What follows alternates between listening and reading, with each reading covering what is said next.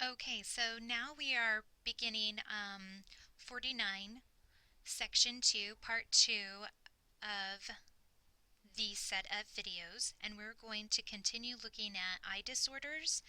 We've already addressed macular degeneration and now moving on to discuss refractive errors. So refractive errors are the ability of the eye to focus images on the retina really depends on the length of the eye from front to back and the refractive power of the lens system. Refractive errors are caused by problems in either eye length or refraction.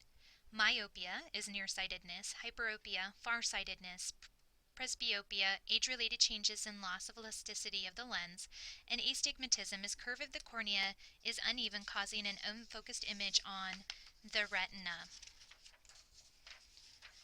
Trauma to the eye or orbital area can result from almost any activity.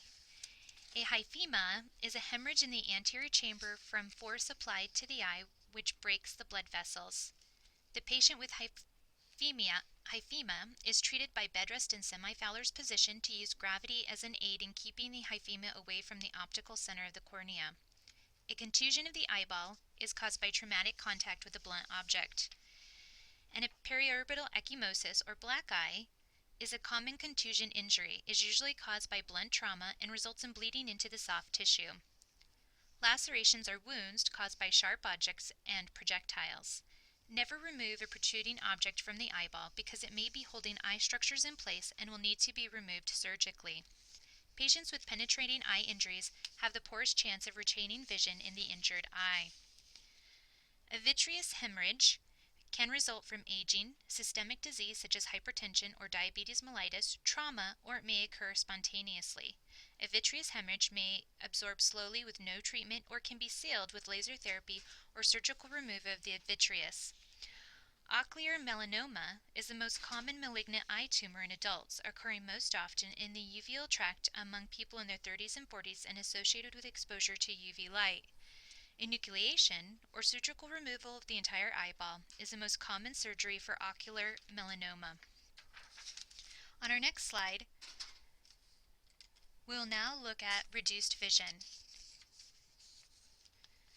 With reduced vision, in general, it's important to remember that when caring for patients, to ask the patient about visual problems in any other member of the family, because many vision problems have a genetic component. Different forms of reduced vision may affect any or all aspects of vision, including color, light, image, movement, and acuity. Orient the patient with reduced vision to his or her immediate surroundings. Include how to call for help and where the bathroom is located.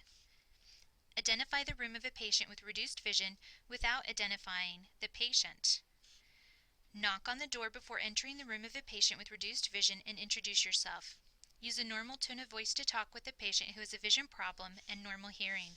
Identify people at risk for visual impairment as a result of work environment or leisure activities and teach them specific ways to protect the eyes.